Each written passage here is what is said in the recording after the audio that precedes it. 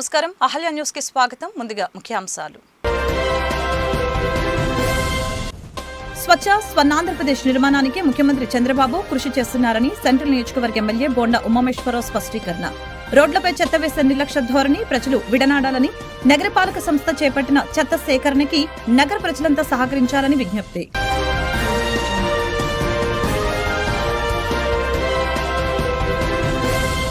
Electronic వ్యర్థాలలో ఉండే రసాయన పదార్థాల వలన కలిగే అనర్థాలపై ప్రతి ఒక్కరూ అవగాహన కలిగి ఉండాలని జిల్లా కలెక్టర్ లక్ష్మీషా వెల్లడి. రాష్ట్రాన్ని కాలుష్య రహితంగా తీర్చిదిద్దాలన్న దృఢ సంకల్పంతో రాష్ట్ర ప్రభుత్వం స్వర్ణాంధ్ర స్వచ్ఛాంధ్ర కార్యక్రమాన్ని నిర్వహిస్తుందని వ్యాఖ్య.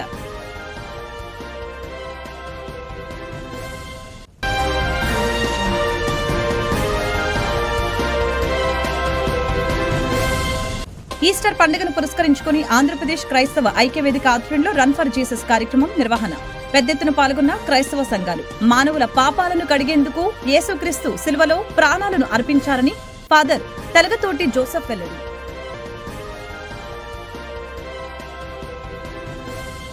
స్వచ్ఛ స్వర్ణాంధ్రప్రదేశ్ నిర్మాణానికి ముఖ్యమంత్రి చంద్రబాబు నాయుడు కృషి చేస్తున్నారని ప్రభుత్వ విప్ సెంట్రల్ నియోజకవర్గ ఎమ్మెల్యే బోండా ఉమామేశ్వరరావు స్పష్టం చేశారు. రోడ్లపై చెత్త వేసే నిర్లక్ష్య ధోరణి ప్రజలు విడనాడాలని, నగరపాలక సంస్థ చేపట్టిన చెత్త సేకరణకి నగర ప్రజలంతా సహకరించాలని విజ్ఞప్తి చేశారు. రాష్ట్ర ముఖ్యమంత్రి చంద్రబాబు నాయుడు గారి ఆదేశాల మేరకు ప్రతి 3వ శనివారం స్వర్ణాంధ్ర స్వచ్ఛాంధ్ర అని చెప్పి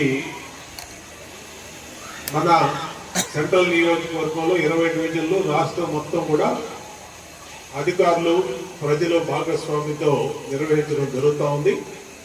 ఈ కార్యక్రమాన్ని చేసినటువంటి అసిస్టెంట్ కమిషనర్ గారికి, అలాగే ఏఎంహెచ్ఓ బాబు శ్రీనివాస్ గారికి, అట్లాగే డివిజన్ పార్టీ అధ్యక్షుడు బంగారు నాయుడు గారికి, అలాగే సోదరుడు సెక్రటరీ వేల్పుల్ రాజేష్కి, అలాగే ఇన్ఛార్జ్ జాన్వలి, మా సోదరి పర్వీను, అలాగే ఇక్కడ ఇచ్చేసినటువంటి నాయకులకి, కార్యకర్తలకి, మా పిల్లలకి ఆశీస్సులు, పెద్దలందరికీ నమస్కారాలని తెలియజేసుకుంటూ, ఈరోజు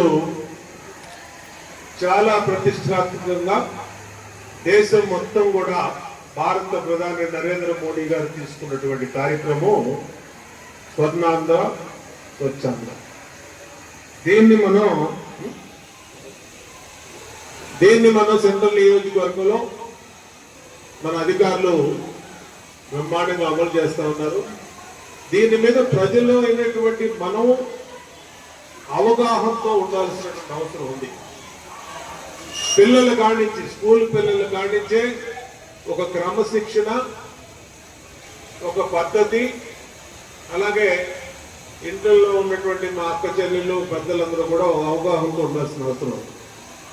ఎందుకంటే మనం ఫస్ట్ నుంచి కూడా చెత్త బయట వేయడంలో కానీ, చెత్తని మరి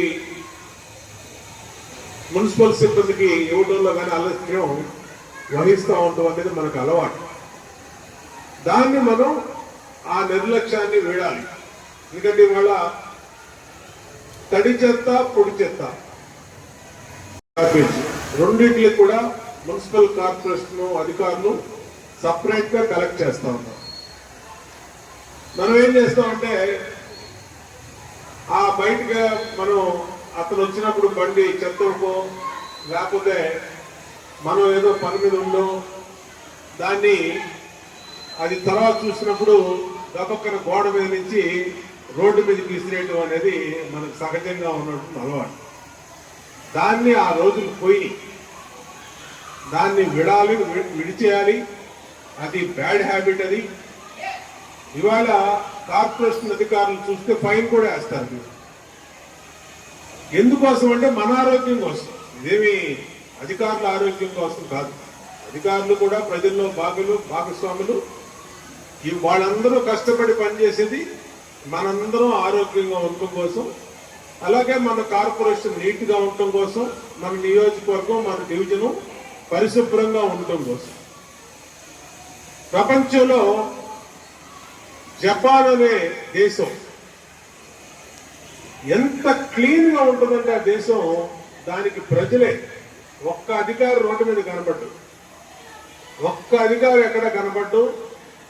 ప్రజలు ఏదన్నా ఒక పొరపాటున జోబులోంచి ఒక ఎదరెళ్ళే మనిషి దగ్గర నుంచి ఒక చాక్లెట్ కాగితం, ఒక మామూలు కాగితం పడిపోతే అతను చూసుకోకుండా వెళ్ళిపోతే వెనకాల వచ్చిన మనిషి ఆ కాగితం తీసుకుని జోబులో పెట్టుకుంటాడు. మళ్ళీ ఎక్కడ చెత్త డబ్బా కనబడితే డస్ట్బిన్, అక్కడ చెత్త డబ్బాలో డస్ట్బిన్ వేస్తాడు. పొరపాటును కూడా రోడ్డు మీద ఒక వేస్ట్ పేపర్ కానీ, ఒక వేస్ట్ కవర్ కానీ, ఇంకో చెత్త కానీ అలాంటి దేని మనం కూడా ఇవాళ కార్పొరేషన్ అన్ని చోట్ల ఎలక్ట్రానిక్ వ్యర్థాలలో ఉండే రసాయనిక పదార్థాల వలన కలిగే అనర్థాలపై ప్రతి ఒక్కరు అవగాహన కలిగి ఉండాలని జిల్లా కలెక్టర్ లక్ష్మీషా తెలిపారు. రాష్ట్రాన్ని కాలుష్య రక్షితంగా తీర్చిదిద్దాలన్న దృఢ సంకల్పంతో రాష్ట్ర ప్రభుత్వం స్వర్ణాంధ్ర స్వచ్ఛాంధ్ర కార్యక్రమాన్ని నిర్వహిస్తుందని చెప్పారు. ఎలక్ట్రానిక్ వస్తువుని స్వర్ణాంధ్ర స్వచ్ఛాంధ్ర ద్వారా ప్రభుత్వం చేపట్టిన ఈ వ్యర్థాల సేకరణకి అందించి కాలుష్య రహిత జిల్లాగా తీర్చిదిద్దటంలో భాగస్వాములు కావాలని ప్రజలకు పిలుపునిచ్చారు. మనం ఏ ప్రకారంగా అరిగట్టాలి, దానికి ప్రత్యామ్నాయాలు ఏమనే దాని గురించి చర్చించుకున్నాము. ఇప్పుడు అక్కడ ఆటోలో వీడియో ప్లే చేస్తూ ఉంది, అక్కడ సింగిల్ యూజ్ ప్లాస్టిక్ గురించి అన్నీ చెప్తూ ఉన్నారు. ఈ ప్రకారంగా ప్రతి నెల ఒక్కొక్క థీమ్ని మనము మననం చేసుకుంటూ ఆ థీమ్కి ఆనలుగా వదిలేయకుండా సో ప్రతి థీమ్ని మనము అంతర్గతం చేసుకుంటూ మన డైలీ ప్రాక్టీస్లో దాన్ని ప్రాక్టీస్ చేసుకుంటూ సమాజాన్ని అలాగే మన సొసైటీని క్లీన్గా ఉంచడానికి, స్వచ్ఛంగా ఉంచడానికి, ఆంధ్రాన్ని స్వర్ణాంధ్రగా తీర్చిదిద్దడానికి ప్రతి ఒక్కరి సహకారం చాలా అవసరం. ఇప్పుడు ఈ వేస్ట్ ఇప్పుడే పెద్దలు మాట్లాడుతూ చెప్తారు, అది ఈ ఎలక్ట్రానిక్ గ్యాడ్జెట్స్ లేకుండా ఇప్పుడు ఉండలేము. Electronic gadgets has become part and parcel of our life. అది లేనిదే ఇప్పుడు ఇక్కడ మాట్లాడుతున్నానంటే ఈ సౌండ్ మీకు అందరికీ వినిపిస్తూ ఉందంటే ఎలక్ట్రానిక్ గ్యాడ్జెట్ ఉంది. కానీ ఇక్కడ కావాల్సిన ఆలోచన ఏంటంటే ఎలక్ట్రానిక్ గ్యాడ్జెట్ ఎంతవరకు అవసరం, అలాగే ఎన్నిసార్లు మనకు కొత్త గ్యాడ్జెట్స్ అవసరం వస్తాయి. ఇప్పుడు మొబైల్ ఉంది, మొబైల్ లేని కుటుంబం లేదు, ప్రతి ఒక్కరి దగ్గర మొబైల్స్ ఉన్నాయి. కానీ ఆ మొబైల్ని మనం ఒకసారి కొత్త మొబైల్ వచ్చిందంటే పాత మొబైల్ వేస్ట్ అయిపోతుంది. సో అది ఎలక్ట్రానిక్ వేస్ట్గా మారుతుంది. కొత్త మొబైల్ ఎప్పుడు అవసరం వస్తుంది, అది ఊరికే మార్కెట్లో వచ్చింది అడ్వర్టైజ్ చూపిస్తున్నారు, కొత్త బ్రాండ్ వచ్చింది తీసేసుకుందామా, లేదా ఉన్నదాన్ని మనం రివైజ్ చేసుకోవచ్చు అనేదాన్ని మనం ఆలోచించాల్సిన అవసరం ఉంటుంది. ప్రతి ఒక్క కొత్త గ్యాడ్జెట్ మనం కొన్నామంటే మనం ఉన్న పాత గ్యాడ్జెట్లో ఉన్న లెడ్, క్యాడ్మియము, ఆర్సెనిక్, ఇతర అనేక హెవీ మెటల్స్ అలాగే రాసాయనికాలని మనము మన ప్రకృతికి వదిలేస్తుంటాం. ఇప్పుడు అన్ఆర్గనైజ్డ్ సెక్టర్లో చాలా జరుగుతూ ఉంది. సో ఇప్పుడే కమిషనర్ మాట్లాడుతూ చెప్పారు, మన రాష్ట్రంలో దాదాపుగా 3.5 లక్షల టన్స్ ఒక సంవత్సరానికి ఈ వేస్ట్ జనరేట్ అవుతూ ఉంది. దీంట్లో ఓన్లీ 25% మాత్రమే అక్కడక్కడ వచ్చి కలెక్ట్ చేసుకుని ఇండస్ట్రీ తీసుకెళ్ళి చేస్తున్నారు. మిగతా 80% సొసైటీలో ఎక్కడ డ్రైనో లేదా అవసరనో లేదా భూమిలో వెళ్ళిపోతూ ఉంది. ఇంకా కొంతమంది అన్ఆర్గనైజ్డ్ సెక్టర్ దీన్ని తీసుకెళ్ళి కాల్ చేస్తూ ఉన్నారు. ఇప్పుడు అర్బన్ మైనింగ్ గురించి చెప్పారు, ఏంటి దీంట్లో కొన్ని ఈ గోల్డ్, ఇటువంటి సిల్వర్, ఇటువంటి మెటల్ కూడా దొరుకుతాయి. కానీ దీన్ని సైంటిఫిక్గా చేస్తే పర్యావరణం కాపాడుతాము. అన్సైంటిఫిక్గా కనుక దీన్ని చేస్తే నార్మల్ పిల్లలు ఏం చేస్తారు, దీన్ని తిరిగి కాల్ చేసి దాని నుంచి మెటల్ తీసుకోవడానికి ట్రై చేస్తారు. ఆ కాలుస్తున్నప్పుడు అక్కడ వచ్చిన విషవాయువు వల్ల క్యాన్సరు, బ్రెస్ట్ క్యాన్సరు, హార్మోన్ ఇంబ్యాలెన్సు, చిన్నపిల్లలకి క్యాన్సర్ రావడము, అలాగే ఈవెన్ తల్లి పాలలో కూడా విష పదార్థాలు కనిపించే ప్రమాదం ఉంటుంది. దీన్ని అన్సైంటిఫిక్గా ఇలాగ మనం ఎక్కడైతే పడేస్తే అది అన్సైంటిఫిక్గా కనుక ప్రొసెస్ చేస్తే మీరు మనమైతే కొత్త మొబైల్ కొనడానికి పెట్టాము డబ్బులు, దానికన్నా దుప్పటి 2 రెట్లు డబ్బులు దాని నుంచి వచ్చే జబ్బులు నయం చేసుకోవడానికి పెట్టాల్సిన అవసరం వస్తుంది. సో ఇటువంటి ప్రమాదం జరగకూడదంటే మనం కొంచెం బాధ్యతగా ఉండాలి. ఏదైనా కొత్త గ్యాడ్జెట్స్ కొంటున్నప్పుడు ఆలోచించాలి, ఉన్న గ్యాడ్జెట్స్ని, ఉన్న మొబైల్ని, ఉన్న టీవీని, ఉన్న రేడియోని, ఉన్న కెమెరాని మనం రిపేర్ చేయించుకోవచ్చా, రిపేర్ చేసుకుని ఇంకొక సంవత్సరం దీన్ని కొత్తది కొనడం పోస్ట్పోన్ చేస్తే ఆ 1 సంవత్సరం మనము పర్యావరణాన్ని, ఎంతోమంది జీవితాలని, ఆరోగ్యాన్ని కాపాడిన వాళ్ళు అవుతాం. సో ఇది దీనికి ఉన్న ఇంపార్టెన్స్. దైవ కుమారుడు అయినప్పటికీ మానవుల పాపాలను కడిగేందుకు యేసుక్రీస్తు సెలవులో ప్రాణాలను అర్పించారని ఫాదర్ తెలగతోటి జోసెఫ్ తెలిపారు. యేసు ప్రభు త్యాగాన్ని స్మరించుకుంటూ గుడ్ ఫ్రైడే మరియు ఈస్టర్ పండుగలని జరుపుకుంటామని తెలిపారు. అంతేకాకుండా మరి విజయవాడ నగరంలో ఉన్నటువంటి క్రైస్తవ విశ్వాసులందరూ కూడా ఐక్యతగా ఉన్నారు. ఒకే దేవుడు, ఒకే విశ్వాసము, ఒకే బాప్తిస్మమును పొంది ఉన్నామని చెప్పి తెలియజేయడానికి కూడా ఈ రన్ ఫర్ జీసస్ అనేటువంటిది మరి ప్రతి సంవత్సరం ఏర్పాటు చేయడం జరిగినది. ఈ రన్ ఫర్ జీసస్ సుమారు 600 ప్రాంతాలలో ఈ రన్ ఫర్ జీసస్ ప్రతి సంవత్సరము కూడా జరుగుతుందని చెప్పేసి తెలియజేస్తూ ఉన్నాము. మా యొక్క విశ్వాసం ఏమిటంటే యేసు తిరిగి లేచెను అనేటువంటి యేసు నేడు లేచెను అనేటువంటి అదే మా యొక్క విశ్వాసము. ఆయన పునరుద్ధానుడై మరలా ఆయన తిరిగి వస్తారని చెప్పేసి కూడా ఆయన సెలవిస్తూ ఉన్నాడు. కాబట్టి మరి సమాజం అంతా కూడా మరి మా యొక్క విశ్వాసాన్ని మరి నమ్మవలసిందిగా మేము కోరుకుంటూ ఉన్నాము. అంతేకాకుండా ఇక్కడ వివిధ శాఖల వారంటే ఫెడరేషన్ ఆఫ్ తెలుగు చర్చెస్ తరపున నిబిడమైన మేమందరము కూడా ఈ రీతిగా రన్ ఫర్ జీసస్లో పాల్పంచుకోవడం అనేటువంటిది ప్రతి ఒక్కరికి కూడా అది దీవెన ఆశీర్వాదకరం అని చెప్పేసి కూడా తెలియచేస్తూ దేవుడిచ్చినటువంటి యొక్క అవకాశానికి దేవాతి దేవునికి నిండి వందనాలు తెలియచేస్తూ, గుడ్ ఫ్రైడే అంటే క్రీస్తు శ్రమలు, క్రీస్తు మా అందరి కొరకు పాపాల కొరకు తాను సిలువను మోసి తాను మరణించారు.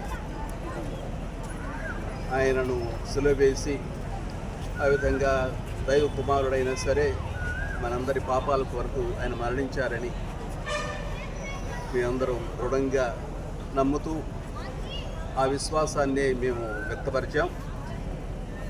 కానీ మన ఈ నగరంలో చాలామందికి బహుశా గుడ్ ఫ్రైడే తెలుసు కానీ ఈస్టర్ అంటే ఏంటో తెలియదు. ఎందుకంటే ప్రభువు ఆయన మరణించిన తర్వాత 3వ రోజున తిరిగి లేచారు. దాన్ని మేము రెజరెక్షన్ అంటారు.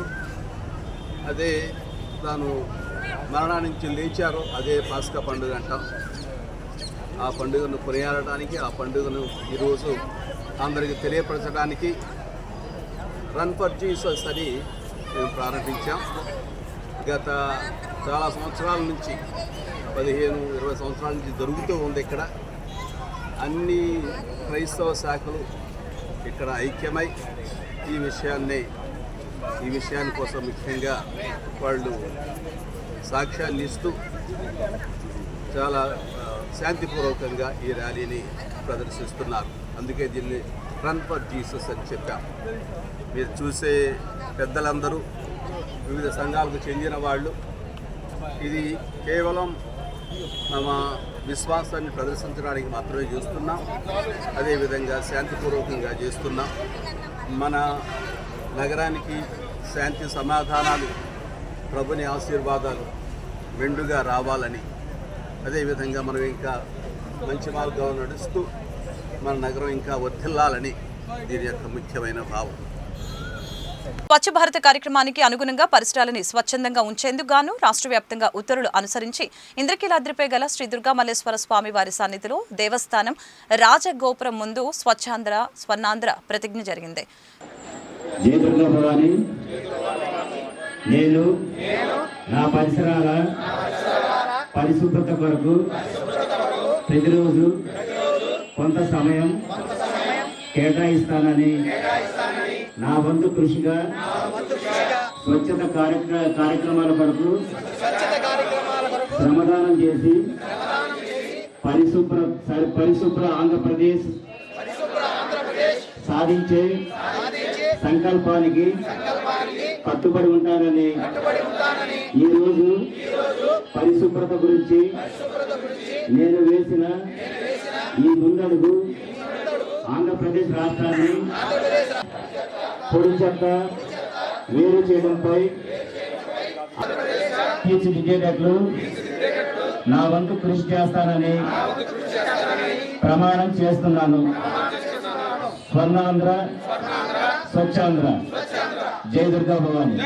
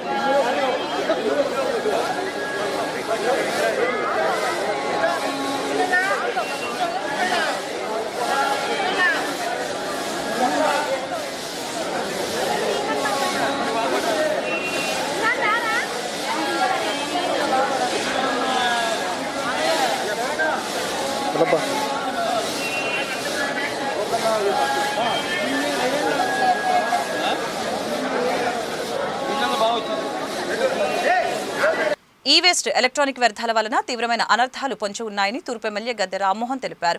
భవిష్యత్తుపై తీవ్ర దుష్ప్రభావం చూపుతున్న ఈ వ్యర్థాల సేకరణని ఉద్యమంగా చేపట్టి వ్యర్థాలను రీసైక్లింగ్ చేయడం ద్వారా విలువైన లోహాల వృధాలను అరికట్టడంతో పాటు పర్యావరణాన్ని పరిరక్షించుకోవడంలో భాగస్వాములు కావాలని ప్రజలకి పిలుపునిచ్చారు.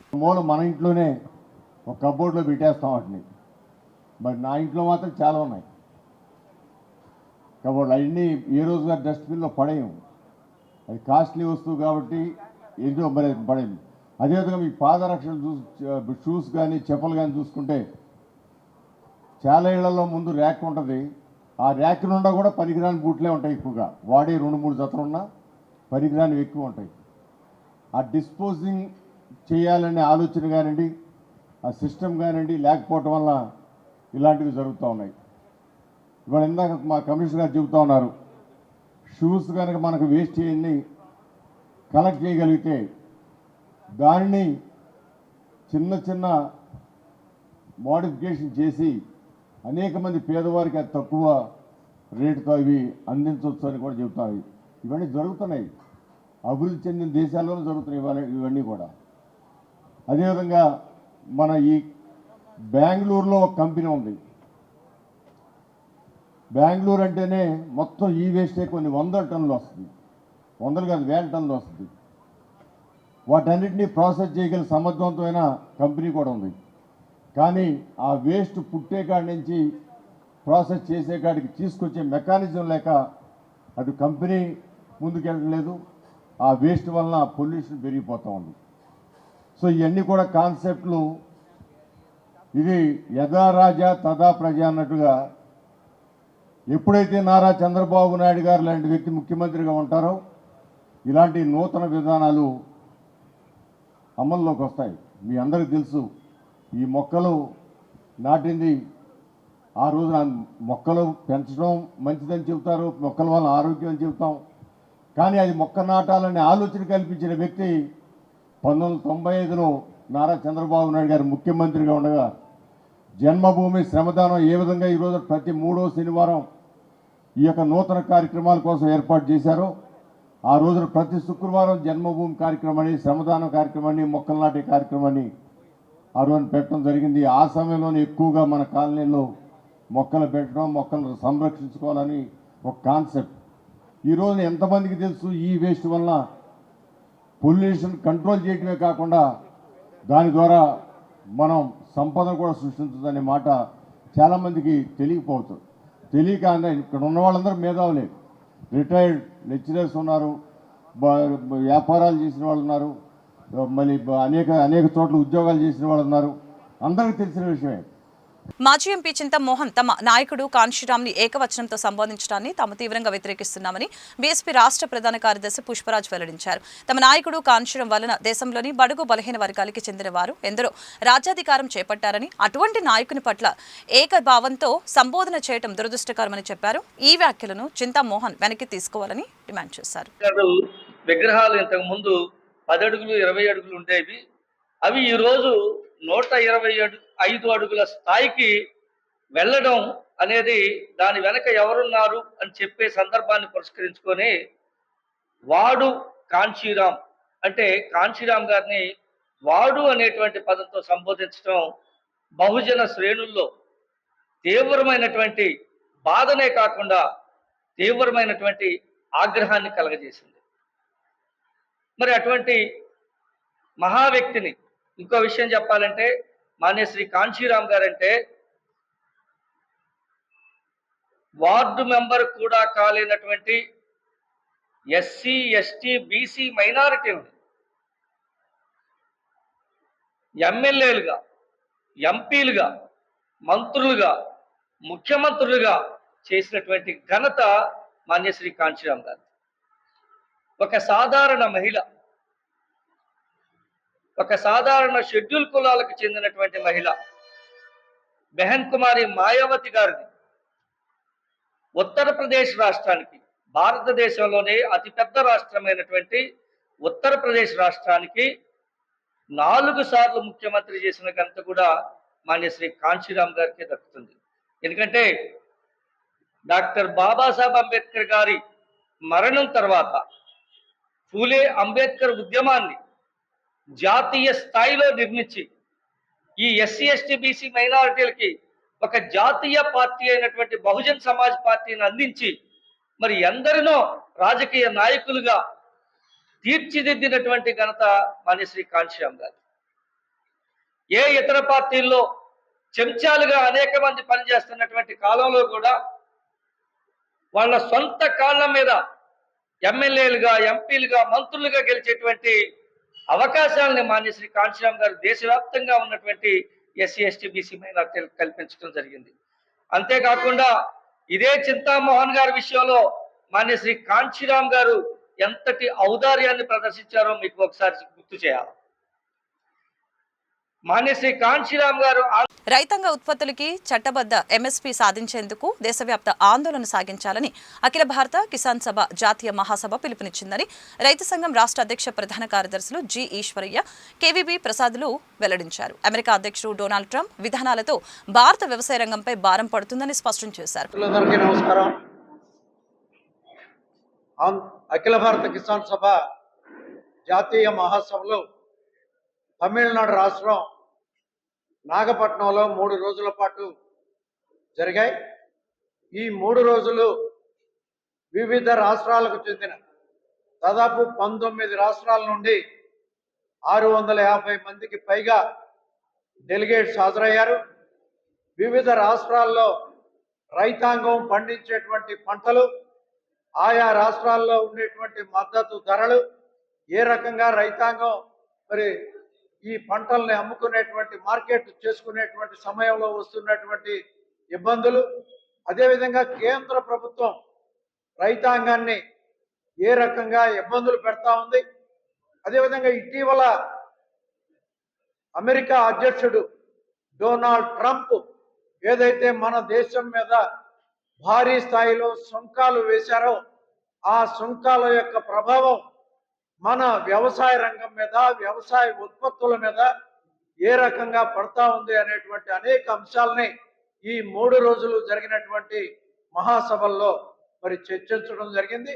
భవిష్యత్తు కార్యాచరణ, అదేవిధంగా వివిధ అంశాల మీద తీర్మానాలు కూడా ఆమోదించి వాటి మీద భవిష్యత్తు కార్యాచరణకి సమాయత్తం కావాలనేటువంటి నిర్ణయం జరిగింది. దానికి సంబంధించినటువంటి వివరాలు మీ అందరి ద్వారా, మీ ద్వారా మరి మన రాష్ట్రంలో ఉండేటువంటి రైతాంగానికి తెలియజేయాలనేటువంటి దాంతో ఈ సమావేశాన్ని నిర్వహించడం జరుగుతూ ఉంది. ఇవాళ కేంద్ర ప్రభుత్వం వార్తలు ముగించే ముందు ముఖ్యాంశాలు మరొకసారి.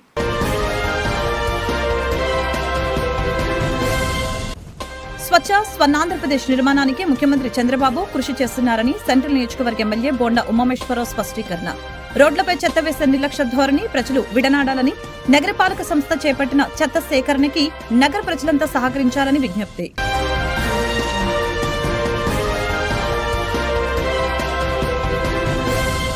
ఎలక్ట్రానిక్ వ్యర్థాలలో ఉండే రసాయన పదార్థాల వలన కలిగే అనర్థాలపై ప్రతి ఒక్కరూ అవగాహన కలిగి ఉండాలని జిల్లా కలెక్టర్ లక్ష్మీషా వెల్లడి. రాష్ట్రాన్ని కాలుష్య రహితంగా తీర్చిదిద్దాలన్న దృఢ సంకల్పంతో రాష్ట్ర ప్రభుత్వం స్వర్ణాంధ్ర స్వచ్ఛాంధ్ర కార్యక్రమాన్ని నిర్వహిస్తుందని వ్యాఖ్య.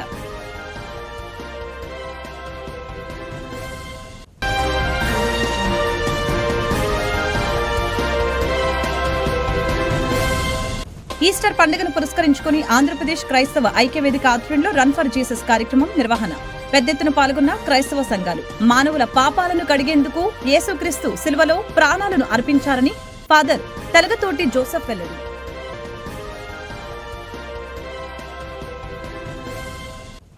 ఈ వార్తలు ఇంతటితో సమాప్తం. మరొక బులెటిన్లో మళ్ళీ కలుద్దాం. నమస్కారం.